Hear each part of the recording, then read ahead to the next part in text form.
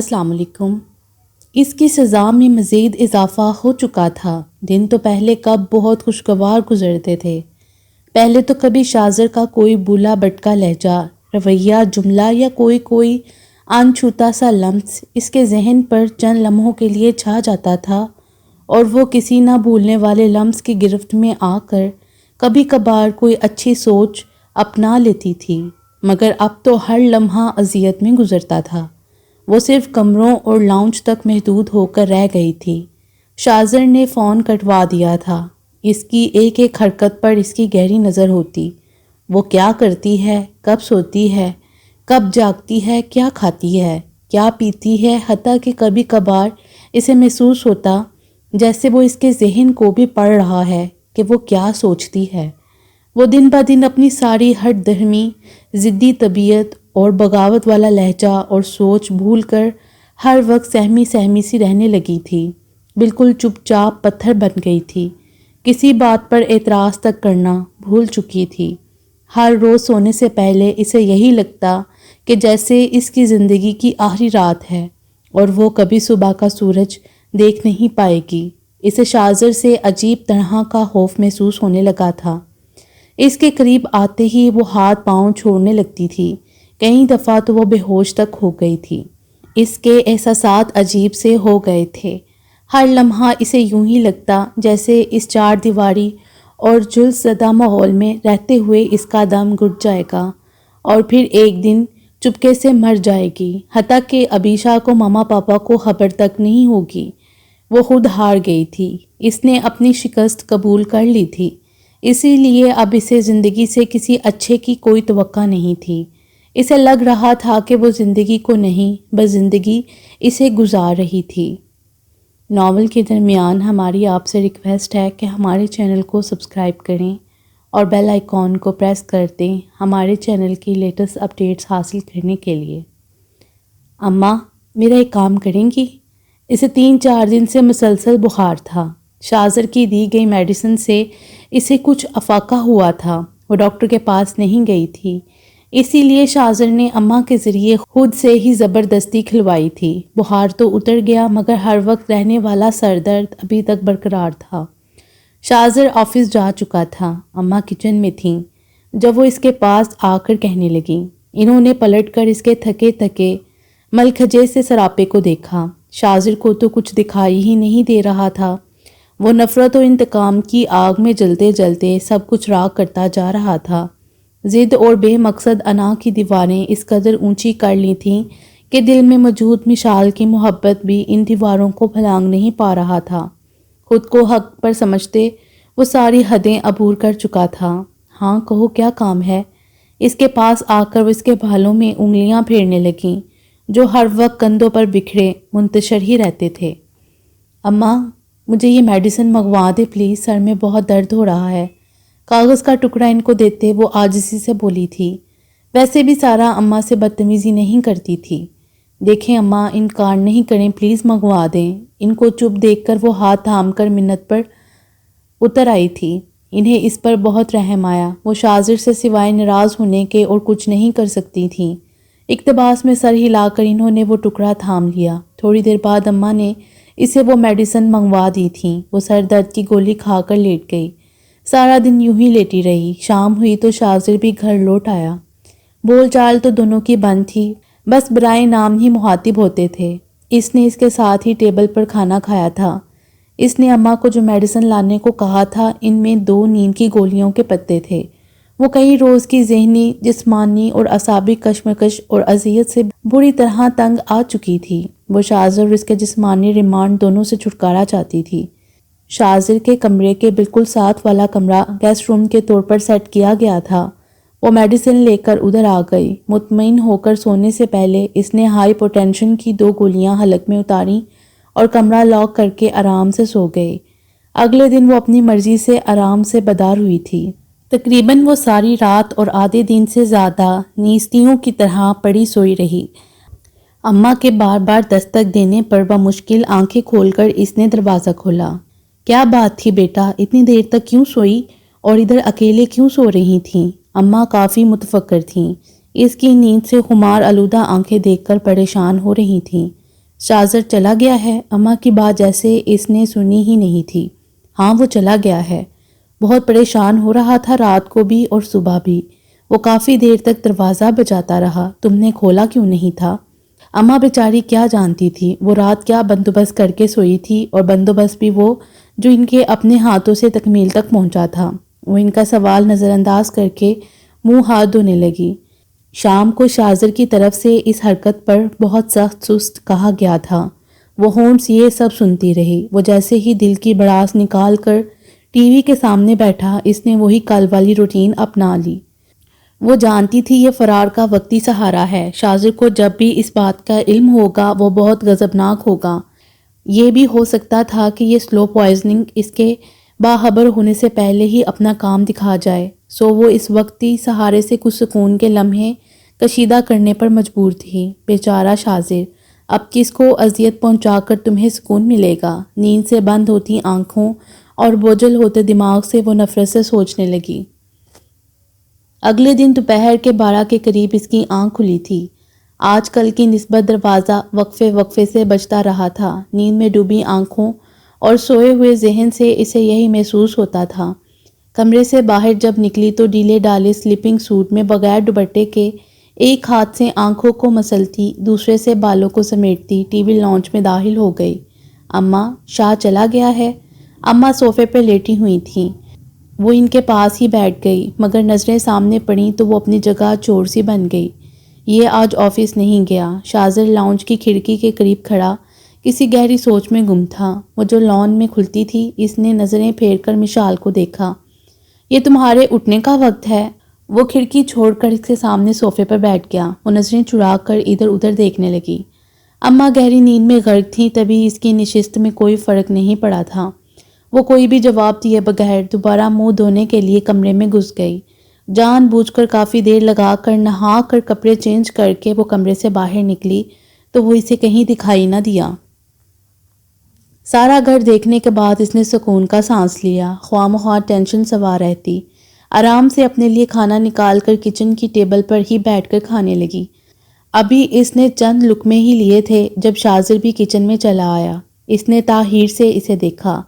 مجھے بھی کھانا دو۔ کرسی گھسیٹ کر وہ بھی اس کے سامنے بیٹھ گیا۔ اس نے خاموشی سے حکم کی تکمیل کی تھی۔ کھانا نکال کر ٹیبل پر ہی لے آئی، پھر خاموشی سے اس کے سامنے ٹرے رکھ کر خود دوبارہ اپنے کھانے کی طرف متوجہ ہو گئی۔ تمہاری طبیعت کیسی ہے اب؟ کھانا کھاتے اس نے اسے کہتے سنا تھا۔ اس نے سر اٹھائے بغیر ہاں میں سر ہلا دیا۔ شازر لقمہ منہ میں رکھتے اسے باغور دیکھنے لگا۔ چاندنی سے روشن چہرہ زرد ہو چکا تھا۔ وہی تاثر جس کا وہ اسیر ہو جاتا تھا، اس وقت اس کا اس کے چہرے پر کہیں نام و نشان ہی نہیں تھا۔ آنکھوں کے نیچے ہلکے نمایاں تھے، آنکھیں سرخ ہو رہی تھیں، ہونٹوں پر پپڑی جمی ہوئی تھی۔ خشک پیلے ہونٹ شازر کا دل کسی نے مٹھی میں جکڑ لیا تھا۔ اس کا ہاتھ لقمہ توڑتے رک گیا۔ وہ اب اسے نظریں ملا کر بات نہیں کرتی تھی۔ اس کی آنکھوں میں ہر لمحہ رہنے والا سرکشی کا کہیں وجود نہیں تھا۔ یوں لگ رہی تھی جیسے مہینوں سے بیمار ہو، زندہ دل، حشاش بشاش، خوبصورت، چارمنگ، حد و حال والی، متین سراپے والی اور ایٹریکٹیو فیس والی لڑکی کا کہیں پتہ ہی نہیں تھا۔ یہ جو اس کے سامنے بیٹھی تھی یہ کوئی اور ہی مثال تھی۔ اسے یاد آیا کتنے دن ہو گئے تھے وہ بیمار تھی، ڈاکٹر کے پاس بھی نہیں گئی تھی، حتیٰ کہ اس نے خود بھی کئی دفعہ کہا تھا اور اماں کے ذریعے بھی کہلوایا تھا، لیکن اسے تو جیسے اپنی پرواہ ہی نہیں رہی تھی۔ اس کو اس سمے اس پر ایک خوبصورت پتھر کی دیوی کا گمان ہوا۔ اس کا دل بری طرح لرزنے لگا۔ نہ جانے کیا خیال تھا کہ پیشانی پر پسینہ پھوٹ نکلا۔ وہ اس کے چہرے کو محسوس کر کے دیکھنا چاہتا تھا کہ آیا ابھی بھی وہ نرم گرم میٹھی سفید پھوار والی نمی کا تاثر اس کے چہرے پر برقرار ہے، اور وہ اسے اپنی انگلیوں سے چھونا چاہتا تھا۔ ایک دم چھو کر محسوس کرنے کی خواہش شدت اختیار کرتی گئی تو وہ بے اختیار اسے پکار بیٹھا۔ مشال! وہ اس کی پکار پر سر اٹھا کر سوالیہ نظروں سے دیکھنے لگی۔ اس نے اس کی آنکھوں میں دیکھا۔ بالکل سرد سپاٹ سی نظریں تھیں۔ وہ جو ایک گہری کالی سیاہ سی چمک تھی وہ بھی کہیں دکھائی نہ دی۔ تم میرے ساتھ آج ڈاکٹر کے پاس چلنا۔ اس کے سوالیہ انداز دیکھنے پر اس نے بات بنائی۔ کیوں؟ حیرانی سے اسے دیکھتے ہوئے اس نے پوچھا۔ وہ وجہ التفات جاننا چاہتی تھی۔ وہ ابھی بھی وہی مشال تھی جس سے اسے گن آتی تھی، جسے وہ قتل کرنا چاہتا تھا، اور اب اچانک لہجے میں یہ نرمی اسے ہضم نہیں ہو رہی تھی۔ اسے شاذر کا نرم رویہ اچھا نہیں لگا تھا۔ وہ چند دنوں میں بالکل نہیں بدلی تھی، ابھی بھی وہی تھی جسے اسے نفرت تھی۔ تو پھر یہ پرواہ کیا معنی رکھتی تھی؟ حیرانگی سے دریافت کرتے ایک سرد پن خود بخود اس کی آواز میں آ سمایا تھا۔ تمہاری طبیعت ٹھیک نہیں لگتی مجھے، اسی لیے۔ اس نے کیوں کی تعویل پیش کی تو وہ یوں ہی ہنسی جیسے کسی چھوٹے بچے نے بڑی مذائقہ خیز بات کہہ دی ہو۔ کتنے بڑے ایکٹر ہو تم، واقعی تمہاری بیمار ذہنیت کو نہیں سمجھ پائی۔ حیرت ہے کیسی سٹرین سائیکی ہے تمہاری۔ زخم دیکھ کر نمک پاشی کرنے والی۔ بہت خوب۔ وہ اندر ہی اندر ہنسی تھی، بہت لطف اندوز ہو رہی، جیسے شاذر نے لطیفہ سنا دیا ہو۔ لیکن میں تو بالکل ٹھیک ہوں۔ وہ منتظر تھا جواب سننے کے لیے۔ وہ آرام سے بولی، پھر سر جھکا کر آخری لقمے جلدی جلدی کھانے لگی۔ شاذر خاموشی سے اسے دیکھے گیا۔ وہ بالکل بدل گئی تھی۔ اسے ڈاکٹر کے پاس ضرور جانا چاہیے تھا، لیکن وہاں نہ جا کر اندر ہی اندر ختم ہو رہی تھی۔ اسے تشویش سے زیادہ گھبراہٹ ہونے لگی، نہ جانے کیوں۔ ابھی وہ پھر غور نہیں کرنا چاہتا تھا۔ تم اگر کہو تو ہم دونوں گاؤں چلتے ہیں، پہلے سے زیادہ نرم لہجے میں اس نے دوبارہ پوچھا، تو اس دفعہ مشال پھر حیران ہو گئی۔ کچھ عجیب نظروں سے اسے دیکھا۔ وہی حیرانگی اس کی آنکھوں سے بھی جھلک رہی تھی۔ کہیں اس کا دماغ تو نہیں گھوم گیا؟ پہلا خیال یہی آیا۔ مسٹر، میں ابھی بھی وہی ہوں جسے تم نے صرف ہرانے کے لیے اپنے نکاح میں لیا تھا۔ اب یہ ہمدردی، یہ نرمی، آخر چاہتے کیا ہو؟ نظروں ہی نظروں میں پوچھ رہی تھی۔ پھر ایک دم استہزائیہ ہنسی ہنس دی۔ شاذر نظریں چرا گیا تو وہ کچھ کہنے سے خود کو نہ روک پائی۔ وجہ التفات دریافت کر سکتی ہوں؟ وہ پوری طرح اس کو دیکھنے لگی۔ یہ ہمدردیاں، یہ نرمیاں، آخر میرے لیے کیوں؟ میں وہی ہوں جسے تمہیں گن آتی ہے، لیکن اپنی توہین مٹانے کے لیے اسی کے وجود کو چباتے ہو۔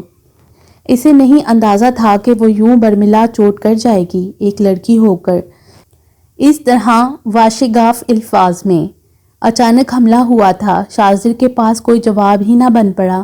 پہلے تو تھوڑا سا حائف ہوا، پھر چہرہ سرخ ہونے لگا۔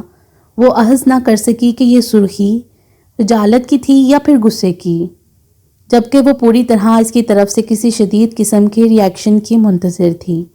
ملنے کے لیے وہاں گاؤں میں وہ لوگ ہم دونوں کے منتظر ہوں گے۔ پرسوں بڑی امی کا فون آیا تھا، وہ بھی کہہ رہی تھیں کہ ایک دفعہ آ کر ہم دونوں مل جائیں۔ بہت تحمل سے اس نے جواب دیا تھا، جبکہ اس نے وشگاف الفاظ میں اس کے کردار پر چوٹ کی تھی۔ اس کا بھڑک جانا لازمی تھا۔ اتنے سخت الفاظ سن کر بھی یہ تحمل ہیزی اس جیسے بندے کی طبیعت کا خاصہ تو نہیں تھی۔ وہ اندر ہی اندر چونک گئی۔ ہاں تم چلے جاؤ۔ وہ برتن سمیٹتی اٹھ کھڑی ہوئی، اپنی طرف سے گویا بات ہی ختم کر دی۔ لیکن میں تمہاری بات کر رہا ہوں۔ اس نے اس کے اس طرح کہنے سے دوبارہ ٹوکا۔ وہ ورتا حیرت میں غرق ہو گئی۔ اس نے اس کے اتنے رنگ دیکھے تھے کہ یہ نرم نرم رنگ سمجھ نہیں آ رہے تھے۔ یا خدا، آج اس بندے کو ہو کیا گیا ہے؟ سمجھ سے بالاتر ہے۔ اتنی فکر، وہ بھی مجھ جیسی لڑکی کی۔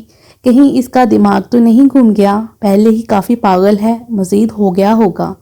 میرا وہاں کوئی نہیں ہے، پھر میں کس کے پاس ملنے جاؤں گی؟ برتن سنک میں رکھتے ہوئے اس نے جتانے والے انداز میں جواب دیا تو شاذر چپ ہو گیا۔ اس کے لہجے میں پہلے والی سرکشی اور استہزائیہ نہیں تھا۔ جب بھی بات ہوتی تھی یوں ہی لگتا تھا جیسے وہ اس کا مذاق اڑا رہی ہو، اور اب وہ پہلے والی کوئی بات ہی نہیں تھی۔ عام سے لہجے میں سب کہہ رہی تھی، بالکل نارمل لہجے میں۔ وہ کئی لمحے سن بیٹھا رہا۔ اسے لگا وہ جیسے اپنی سب سے قیمتی متاع حیات کو دھیرے دھیرے آگ لگا رہا تھا۔ مشال، میں جو میڈیسن لایا تھا تم یوز تو کر رہی ہو؟ ٹیبل سے اٹھتے ہوئے اس نے ایک دفعہ پھر پوچھا تو غصے کا ابال اٹھا تھا اس کے اندر۔ جی تو چاہا ایسا کڑا جواب دے کے موصوف کے 14 طبق روشن ہو جائیں، لیکن چپ رہی، بلکہ پلٹے بغیر گردن ہلا دی، پھر استہزائیہ ہنس دی۔ وہ واقعی چکنا گڑا ثابت ہو رہا تھا، یا پھر اسے ہی لگ رہا تھا۔ بے فکر رہو شاذر جہاں زیب، میں بہت ڈھیٹ ہوں، اتنی ڈھیٹ کہ اتنی جلدی مرنے والی نہیں ہوں۔ جب گولیوں سے چھلی وجود تھا تب بھی نہیں مری تھی، اس وقت بھی جسم سے جان نکلی تھی، جب ماما پاپا کی ذات کا اعتماد میرے دل سے رخصت ہوا تھا۔ تمہارا وحشی پن سہ سہ کر پتھر ہو گئی ہوں۔ پتھر ٹوٹتے ہیں، روتے نہیں۔ اور اب بھی میں مرنے والی نہیں ہوں۔ جب روز پوائزن اپنے اندر اتار رہی ہوں، ہاں مروں گی تو تمہارے سلوک سے، میرے جسم سے جان نکلے گی تو تمہارے رویے کی بدولت۔ مجھے قبر میں اتارو گے تو صرف تم، مگر مجھے یہ کیوں لگتا ہے کہ میں پھر بھی نہیں مروں گی۔ میں بہت سخت جان ہوں، کوئی صدمہ مجھ پر اثر ہی نہیں کرتا، کسی کی بے اعتباری میری نبضیں نہیں روکتی، کسی کی گالیاں مجھے دفن نہیں کرتی، مجھ پر تو تمہاری مار بھی اثر نہیں کر رہی۔ تمہاری نفرت، مجھ سے گن کھانا، کچھ بھی تو مجھے نہیں مار رہا۔ میں بہت ڈھیٹ ہوں، بھلا میں کیوں کر مروں گی؟ ابھی تو تم نے مجھ سے بہت زیادہ بدلہ لینا ہے، تمہارا انتقام ابھی پورا کب ہوا ہے؟ بغیر بدلہ لیے، میری جان جسم سے نکالے بغیر تو تم مجھے مرنے بھی نہیں دو گے۔ میں جانتی ہوں، سب سمجھتی ہوں۔ تم یہ ڈاکٹر کے پاس لے جانے کو کیوں زور دے رہے ہو؟ کتنے دن ہو گئے ہیں تمہارے ہاتھوں نے میری کھال کو نہیں ادھیڑا؟ میں کتنے دن ہو گئے تمہاری وحشت کی بینڈ جو نہیں چڑھی؟ مسلسل آنسو بہاتے وہ روئے جا رہی تھی۔ برتن دھو کر باہر نکلی تو وہ اسے کہیں دکھائی نہیں دیا تھا۔ وہ ٹی وی لگا کر بیٹھ گئی، چینل پر چینل بدلتی رہی۔ شام ہوتے ہی شاذر واپس گھر لوٹ آیا تھا۔ کھانا کھا کر وہ بھی ٹی وی کے سامنے اپنے آفس کی فائلز لے کر بیٹھ گیا۔ وہ اسے چور نظروں سے دیکھتی اٹھ کر اپنے کمرے کی طرف جانے لگی، لیکن شاذر کی پکار پر رک گئی۔ کہاں جا رہی ہو؟ فائل سے نظریں اٹھا کر وہ اسے دیکھتے پوچھ رہا تھا۔ وہ دل پر پتھر رکھ کر واپس مڑی۔ شاذر کی یہ مداخلت بہت ناگوار گزری تھی۔ سونے جا رہی ہوں، آج کل تم کچھ زیادہ سونے لگی ہو۔ وہ تنقیدی نگاہوں سے جائزہ لے رہا تھا۔ وہ چہرے پر ناگواری کے تاثرات لیے لب بستہ کھڑی رہی۔ طبیعت تو ٹھیک ہے تمہاری؟ وہ فائل بند کر کے اٹھ کر اس کی طرف چلا آیا۔ وہ تب بھی بے بسی سے دیکھ کر اطراف کا جائزہ لینے لگی۔ سنا نہیں، میں کچھ پوچھ رہا ہوں تم سے۔ اس کی مسلسل چپ پر وہ جھنجھلا کر دیکھنے لگا۔ وہ نظر انداز کیے بدستور ادھر ادھر دیکھتی رہی۔ چپ رہ کر وہ اسے جو شکست دے رہی تھی وہ اسے اندر ہی اندر تقویت پہنچا رہی تھی۔ مشال، یہ کیا انداز اپنا رکھا ہے تم نے؟ وہ اس سے زیادہ نرم رویہ نہیں اپنا سکتا تھا۔ ایک دم غصے میں پوچھنے لگا۔ وہ پھر بھی چپ استعداد جمی رہی۔ اچھا چلو کمرے میں اندر چل کر بات کرتے ہیں۔ وہ اس کا بازو پکڑ کر اسے اپنے کمرے میں لے جانا چاہتا تھا، اور وہ اس سے زیادہ بھی چپ نہیں رہ سکتی تھی۔ نحوت سے سر جھٹکتے اپنا بازو اس کی گرفت سے چھڑوا کر خون خوار نظروں سے دیکھنے لگی۔ آج کتنے دنوں بعد اس کے اندر وہی پہلے والے انداز نے سر ابھارا تھا۔ میں نہیں جاؤں گی، تم حاکم مرد ہو اور تمہارے شکنجے میں پھنسی بے بس و کمزور سی لڑکی ہوں۔ میں نے تمہیں چیلنج کیا تھا اور تم نے مجھے ہرا دیا۔ اب میں ہی اپنی شکست کو مانتی ہوں۔ میرے منہ سے یہی سننا چاہتے تھے نہ؟ تم تو سنو، میں نے تمہاری مردانگی کو تسلیم کر لیا ہے۔ میں مان گئی ہوں کہ تم جو چاہو کر سکتے ہو۔ اس بات سے قطعی تعلق کہ ہمارے درمیان جو تعلق تھا وہ کیا ڈیمانڈ کرتا ہے۔ میں نے تمہاری حاکمیت و صفاق طبیعت کو قبول کر لیا ہے، مگر اب خدا کا واسطہ میری جان چھوڑ دو، مجھے میرے حال میں مست رہنے دو، کچھ پل سکون سے جی لینے دو۔ میں نے مان لیا کہ میں ہمیشہ سے غلط تھی اور تم درست تھے۔ یہ بات سن کر بھی تمہاری انا کو تسکین نہیں پہنچے گی۔ تم مجھے نہیں بخشو گے تو میں کہہ دیتی ہوں کہ میں آخری حد تک بھی چلی جاؤں گی۔ میں تمہارے ہاتھوں اتنی دفعہ قتل ہوئی، اتنی دفعہ موت کی طرف سفر کیا کہ اب مجھے موت سے ڈر نہیں لگتا۔ ویسے بھی میں کون سی بہت اچھی ہوں، بہت پاک باز، با کردار اور با حیا ہوں۔ میں تو اتنی نیچ اور گھٹیا ہوں کہ گھن کھانے کو بھی جی نہیں چاہتا۔ تم تو مجھے قتل کرنے کے در پر تھے، سو میں کہہ دیتی ہوں آئندہ تم نے اگر میرا راستہ روکا تو میں بہت برا کروں گی۔ سن لیا تم نے؟ بات مکمل کر کے وہ اسے دھمکی امیز نظروں سے دیکھ کر چپ ہو گئی۔ شاذر واقعی چند منٹوں کے لیے اس کے لہجے اور اس کی سرد آنکھوں میں دیکھ کر ساکت رہ گیا۔ مشال کے لہجے اور اس کی آنکھوں میں ایسا کچھ ضرور تھا کہ وہ اسے دوسرے کمرے کی طرف جاتے اور اندر گم ہوتے دیکھتا رہا، مگر خود میں اتنی ہمت نہ ہو سکی کہ آگے بڑھ کر اسے روک سکتا۔ بے بسی سے مٹھیوں کو کھولنے اور بند کرنے لگا۔ پھر تو جیسے یہ مشال کی روٹین بن گئی تھی۔ وہ اماں سے باتیں کرتی تھی، لیکن اس کی گفتگو کا دورانیہ بھی بہت مختصر ہوتا، صرف چند گھنٹے۔ شاذر سے تو اس کے سرے سے بات کرنا، بلانا اور دیکھنا بھی چھوڑ دیا تھا۔ وہ گھر میں ہوتے ہوئے بھی گھر میں نہیں ہوتی تھی، وہ قسمت کے لکھے پر شاکر نہیں تھی، اللہ کی مرضی بارضا نہیں تھی۔ شاذر زبردستی اس کی زندگی میں داخل ہوا تھا اور وہ اس زبردستی کے رشتے کو کسی بھی قیمت پر نہیں نبھا سکتی تھی۔ سارا اماں کے لا کر دیے گئے گولیوں کے دونوں پتے ختم ہونے والے تھے، صرف 3 گولیاں تھیں جو ایک پتے میں باقی تھیں۔ اس وقت وہ تینوں گولیاں نکال کر اس نے منہ میں رکھ لیں، حسرت سے اپنے ارد گرد ایک نظر ڈالی، اندر سینے میں دھڑکتا دل بھی ٹوٹنے لگا۔ آج یہ اس کی زندگی کی آخری رات تھی۔ وہ اچھی طرح جانتی تھی کہ یہ 3 گولیاں کھانے کے بعد اس کا جسم زندگی کی قید سے بالکل آزاد ہو جائے گا۔ لمحہ بلمحہ خود کو اپنے ہاتھوں سے موت کے منہ میں دھکیلنا آسان کام تو نہیں تھا، لیکن یہ مشکل مرحلہ بآسانی طے کر گئی تھی۔ اب تو صرف صندوق میں آخری کیل ٹھوکنا باقی تھی۔ نیم مردہ جسم سے اب صرف جان نکلنا رہ گئی تھی۔ منہ میں گولیاں رکھنے کے بعد اس نے گلاس میں پانی ڈالا ہی تھا کہ شاذر کمرے میں چلا آیا۔ اس نے جلدی سے ریپر مٹھی میں دبا لیا، شاذر کو اگنور کیے گلاس لبوں سے لگا لیا۔ جیسے ہی گولیاں حلق سے نیچے اتریں، گلاس ٹیبل پر رکھ کر وہ شاذر کو سوالیہ نظروں سے دیکھنے لگی۔ 1 ہفتے کے اس وقفے میں وہ ذہنی اور جسمانی لحاظ سے اس حد تک کمزور ہو چکی تھی کہ اب 2-3 دن سے بستر سے اٹھنا بھی محال ہو گیا تھا۔ پہلے سے زیادہ تر وقت اپنے کمرے میں سوتے گزارتی تھی، اب 3 دنوں سے مسلسل نیند میں غرق رہی تھی۔ سارا اماں اور شاذر اس قدر پریشان تھے، اسے اس کی قطعی پرواہ نہیں تھی۔ وہ اپنے اس فعل پر بہت مطمئن اور افسردہ تھی، سو اس نے ان کی طرف دھیان دینا چھوڑ دیا تھا۔ حویلی سے فون آیا ہے، ابیشا تم سے بات کرنا چاہتی ہے۔ جب سے فون کٹوا دیا تھا ابیشا سے کبھی بات ہی نہیں ہوئی تھی۔ اب وہ سنجیدہ لہجے میں اسے اطلاع دے رہا تھا۔ وہ اس کے خالی ہاتھوں کو دیکھنے لگی۔ موبائل میرے کمرے میں رکھا ہوا ہے، جا کر بات کر لو۔ اس کی نظروں کا مفہوم سمجھ کر اسے جواب دیتا وہ باہر نکل گیا۔ بہت عرصے بعد اس کی ابیشا سے بات ہونے والی تھی۔ صبح سے اس نے کتنی شدت سے خواہش کی تھی کہ وہ کاش مرنے سے پہلے ایک دفعہ ابیشا سے بات کر لے۔ بعض خواہشیں کتنی جلدی پوری ہو جاتی ہیں۔ اب ابیشا کا نام سن کر بھی یقین نہیں آ رہا تھا۔ بمشکل اپنے بے جان ہوتے جسم کو گھسیٹتے وہ دوسرے کمرے میں پہنچی تھی۔ بیڈ کے سرہانے ہی موبائل رکھا ہوا تھا، اس نے اٹھا کر بےتابی سے کان سے لگا لیا۔ ابیشا میری جان کیسی ہو؟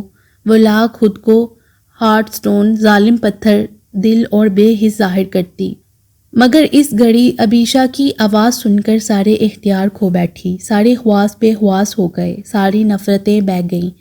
اتنی شدت اور قرب سے پوچھ رہی تھی کہ آنسو ایک دم آنکھوں کی دہلیز پر آ بیٹھے۔ کمرے میں داخل ہوتا شاذر اس کی آنکھوں میں آنسو دیکھ کر رک گیا۔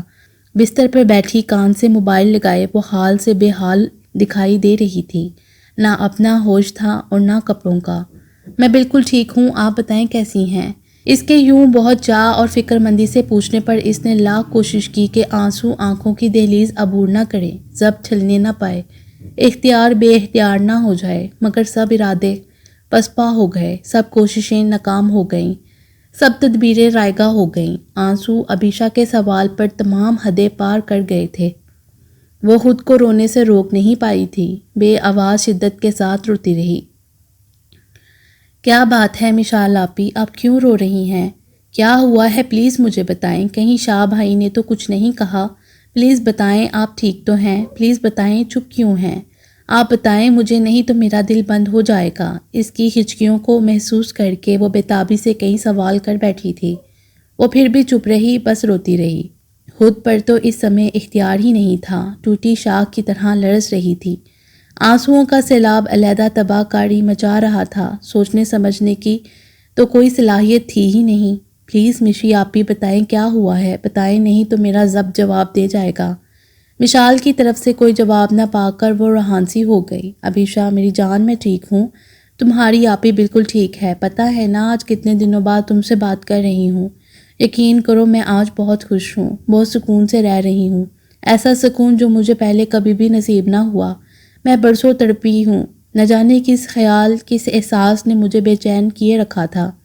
آج وہ ساری بے چینی ختم ہو جائے گی، سارے احساس مر جائیں گے، سارا قرب دھل جائے گا، وہ قرب جس نے مجھے نہ برطانیہ جیسی آزاد فضاؤں میں خوش رہنے دیا اور نہ ہی حویلی میں۔ تم یقین نہیں کرو گی لیکن یہ سچ ہے، میں یہاں بہت خوش ہوں، وہ روتے روتے بتانے لگی۔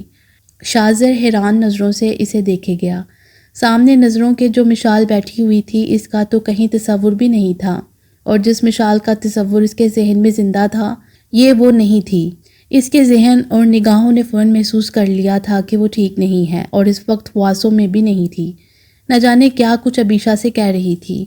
عبیشہ، میں بہت بری ہوں، تمہیں، ماما اور پاپا کو ہمیشہ پریشان کیا، کبھی تم لوگوں کی بات نہیں مانی، ہمیشہ خود کو حق پر سمجھا، بہت تنگ کرتی رہی ہوں میں تم سب کو، پلیز کبھی ہو سکے تو مجھے معاف کر دینا۔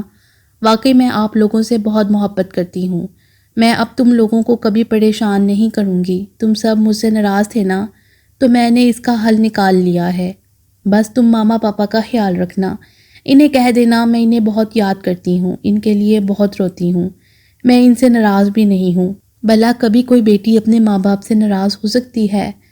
ہاں، وہ مجھ سے خفا ہوں گے، کاش عبیشہ میں ان سے معافی مانگ سکتی، کاش، شاید یہی طے تھا، شاید یہی کسک لیے مجھے اس دنیا سے چلے جانا ہے۔ وہ دروازے کی طرف پشت کیے ہوئے تھی، شاذر کی کمرے میں موجودگی سے بھی اکثر بے خبر تھی، وہ تو خود سے بھی اور اپنے الفاظ سے بھی بے خبر تھی۔ مشی آپی، ایسی باتیں مت کریں، بہت تکلیف ہو رہی ہے مجھے، آپ تو بہت مضبوط تھیں، بہت حوصلے والی تھیں، پھر آج کیوں رو رہی ہیں، ایسی باتیں کیوں کر رہی ہیں؟ دوسری طرف وہ اس کی باتوں سے از خود ہراساں ہو رہی تھی، وہ پاگلوں کی طرح ہنسنے لگی۔ کچھ بھی تو نہیں ہوا مجھے، بھلا مجھے کیا ہو سکتا ہے؟ اب بھی میں بہت مضبوط ہوں، بہت بڑا حوصلہ کیا ہے میں نے، اپنے ہاتھوں سے جان پر کھیل جانا بزدلوں کا کام نہیں ہوتا۔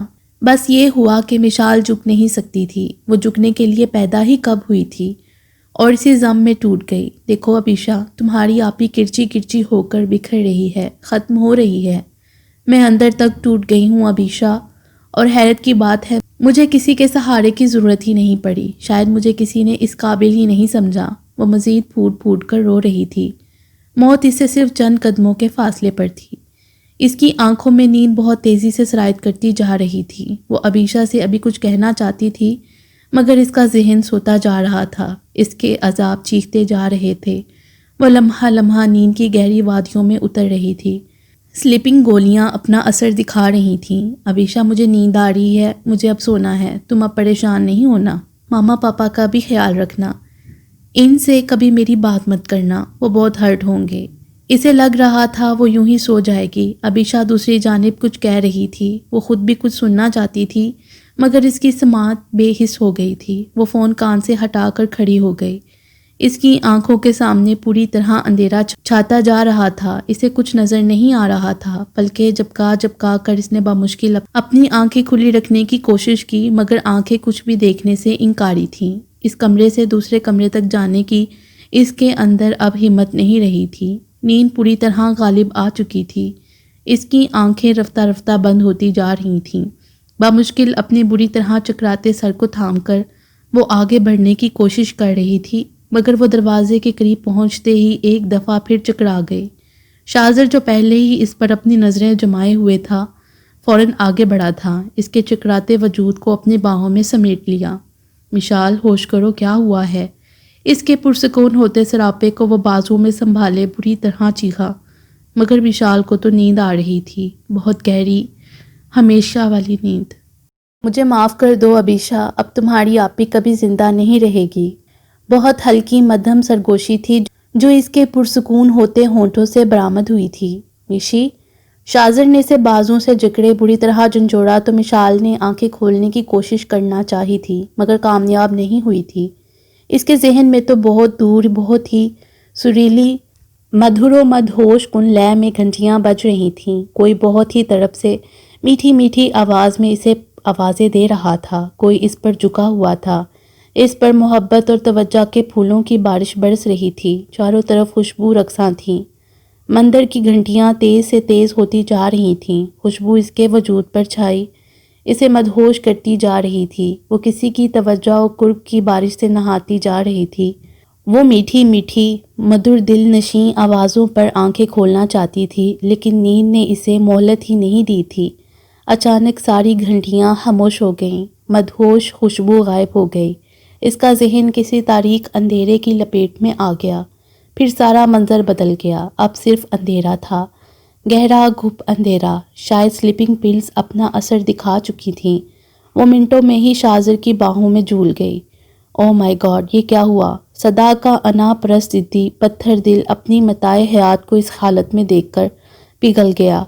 پگھل تو وہ اسی وقت گیا تھا جب وہ عبیشہ سے بات کرتے زاروں کی تار رو رہی تھی۔ اس نے فوراً اسے اٹھا کر بستر پر لٹایا۔ نگاہ اچانک اس کی بند مٹھی پر ٹھہر گئی۔ دل نے انوکھا شور مچانا شروع کر دیا۔ کئی قسم کے خیالات گھر گھر آ کر لگنے لگے۔ جلدی سے اس کی بند مٹھی کھولی تو خالی ریپر نگاہوں کے سامنے گھوم گیا۔ وہ از خود حیران ہوا، بے یقین نظروں سے خالی ریپر کو گھورے گیا۔ خالی ریپر میں تقریباً 10 گولیاں تھیں جو ساری کی ساری کھائی جا چکی تھیں۔ اس کا دماغ چکرا گیا، نگاہوں کے سامنے سارا کمرہ گھومنے لگا، جبکہ ذہن صرف اسی آواز میں الجھا ہوا تھا۔ وہ ان الفاظ کا متن سمجھنے کی کوشش کر رہا تھا۔ مجھے معاف کر دو عبیشہ، اب تمہاری آپی کبھی زندہ نہیں رہے گی۔ آواز تھی یا کوئی بم؟ وہ تڑپ اٹھا، ایک دم چیخ پڑا۔ اس کے اعصاب جھنجھلا گئے۔ نہیں، یقین کرو میں آج کل بہت خوش ہوں، بہت سکون سے رہ رہی ہوں۔ ایک نیا خیال دل کی دنیا تہ و تباہ کرنے لگا۔ اس نے بے اختیار اس کی طرف دیکھا۔ میں برسوں تڑپی ہوں، نہ جانے کس خیال، کس احساس نے مجھے بے چین کیے رکھا تھا۔ آج وہ ساری بے چینی ختم ہو جائے گی، سارے احساس مر جائیں گے، سارا کرب دھل جائے گا۔ پھر وہ کہہ رہی تھی، عبیشہ میں بہت بری ہوں، تمہیں ماما پاپا کو ہمیشہ پریشان کیا۔ کبھی اس کا ذہن کسی بھی خیال پر نہیں ٹھہر رہا تھا۔ بھلا کبھی کوئی بیٹی اپنے ماں باپ سے ناراض ہو سکتی ہے؟ ہاں، وہ مجھ سے ضرور خفا ہوں گے۔ کاش عبیشہ میں ان سے معافی مانگ سکتی۔ کاش شاید یہی کسک لیے مجھے دنیا سے چلے جانا ہے۔ باقی انشاءاللہ اگلی ویڈیو میں۔